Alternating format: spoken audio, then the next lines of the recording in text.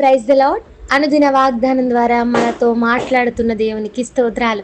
మరి ఒక ఆరాధనా దినంలో ప్రవేశపెట్టిన దేవునికి వందనాలు. మీ ఏకీభావాన్ని బట్టి దేవుణ్ణి స్తుతిస్తున్నాను. నేడు కీర్తన ద్వారా ప్రభువుని స్తుతిద్దామా? నశించును వెండి బంగారములు, లోకమాయలు గతించును. నశించును వెండి బంగారములు, లోకమాయలు గతించును. విలువైనది స్థిరమైనది, విలువైనది స్థిరమైనది యేసునాథుని కృపవరమే. నీతో పోల్చుటకు సర్వేశ ఎవరును లేరు. ప్రకాశ స్తుతి పాడుటకు యేసునాథ చాలవు 10,000 నాలుకలు. నీతో పోల్చుటకు సర్వేశ ఎవరు లేరు. ప్రకాశ. హల్లెలూయా. ఈ పాటలో చక్కని అర్థం మనకు కనిపిస్తుంది. ఈ లోకంలో విలువైనవైన బంగారము, వెండి, లోకమాయలు అన్నీ గతించిపోతాయి. కానీ విలువైనది, నిజమైనది, స్థిరమైన ఆనందాన్ని మనకిచ్చేది ప్రభు సన్నిధి, ప్రభువిచ్చు కృపయే. ఆయనతో పోల్చుటకు సమానమైన వారు ఎవ్వరు లేరు. ఆయన్ని స్తుతించడానికి 10,000 నాలుకలు కూడా సరిపోవు అని పాట చెప్తుంది. మరి నీ నాలుకతో, నీ హృదయంతో దేవుణ్ణి స్తుతించడానికి మందిరానికి వెళ్తున్నామా? ఇవాళ ఈరోజు వాగ్దానాన్ని ధ్యానిద్దాం. మత్తయి సువార్త 6వ అధ్యాయం 33వ వచనం. కాబట్టి మీరు ఆయన రాజ్యమును నీతిని మొదట వెదుకుడి, అప్పుడు అవన్నీ మీకు అనుగ్రహించబడును. దేవుడు మనకు కావలసినవన్నీ సిద్ధంగానే ఉంచారు.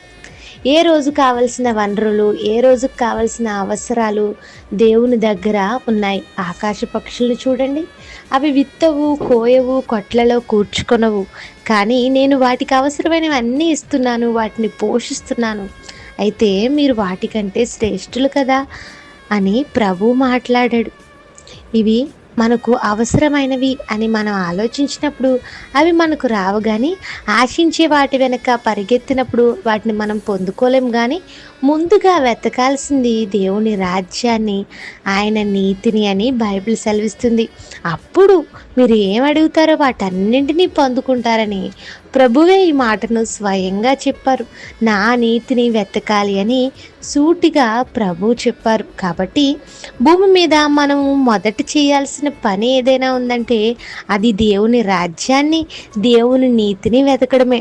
ఆయన రాజ్యము అనగా ఆయన సంఘము, ఆయనను ఆరాధించే స్థలము, ఆయన నీతిని ఆయన వాక్యము ద్వారా మనకు అందిస్తున్నారు. వీటిని మనం వెతికినప్పుడు మనం ఆశించేవి మనల్ని వెతుక్కుంటూ వస్తాయి. మన ప్రతి అవసరతలు సమయానికి సమకూరుతాయి. అబ్రహాము సంపదను, ఆస్తిని, అంతస్తులను వెతకలేదు, కానీ దేవుణ్ణి వెతికాడు. అప్పుడు దేవుణ్ణి వెతికిన తర్వాత అబ్రహాముకు పశు సంపదలు, ఆస్తులు, దాసదాసీలు, లోటైన కుమారుడు కూడా అనుగ్రహించబడ్డాడు. నిత్యరాజ్యంలో ప్రాముఖ్యమైన స్థానంలో అబ్రహాము కూర్చుండబెట్టబడ్డాడు. కారణం అతడు దేవుణ్ణి ముందుగా వెతకడమే. సౌలు గార్ధబాములు పోగొట్టుకుని వెతికినప్పుడు 3 రోజులైనా అవి అతనికి దొరకలేదు. కానీ వాటిని వెతకడం మాని సమూయేలును, దైవ సేవకుని, దేవుని సన్నిధిని వెతికినప్పుడు అతడు పోగొట్టుకున్న గార్ధపాములు అతని ఇంటికే తిరిగి చేరాయి. ఈరోజు నువ్వేం పోగొట్టుకున్నావు? వాటి వైపు నీవు వెతికే వాటి వైపు పరిగెత్తితే ఏమీ పొందుకోలేవు. కానీ నిత్య ప్రదాత అయిన దేవుని, ఆయన సన్నిధిని, ఆయన రాజ్యాన్ని, ఆయన నీతిని వెతికినప్పుడు మనం పోగొట్టుకున్నవి, మనకు అవసరమైనవి అన్నీ సమకూరుతాయట.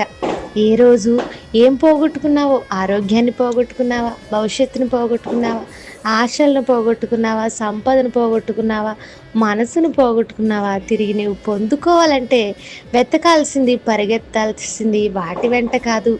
మొదట మన ప్రభువుని, ఆయన రాజ్యాన్ని, ఆయన మందిరమందు చేరి వెతుకుదాం. మనం పోగొట్టుకున్నవి, అడిగేవి, అవసరమైనవి అన్నీ మన దేవుడే మనకు దయచేస్తానని ఈరోజు వాగ్దానం చేస్తున్నాడు. ఈ రోజంతా ఈ వాగ్దానం ఆధారంగా ప్రార్థించండి. ప్రార్థన నమ్మకం గల మా దేవ, మాతో మాట్లాడిన మాటలు బట్టి స్తోత్రాలు. మా ప్రియులను ఈ దినమంతా ఈ వాగ్దానం ద్వారా బలపరచండి. నిన్ను వెతికినప్పుడు మాకు అవసరమైనవన్నీ సమకూరుస్తామని సెలవిచ్చిన మాటలు బట్టి స్తోత్రాలు. ఎవరైతే ఏకీపిస్తున్నారో వారికి దిన ఆశీర్వాదాలు దయచేయండి. మందిరావరంలో గడిపే భాగ్యాన్ని దయచేయండి. యేసుక్రీస్తు వారి నామంలో అడుగుచున్నాను తండ్రి. ఆమేన్. Have a nice day. God bless you all. Thank you.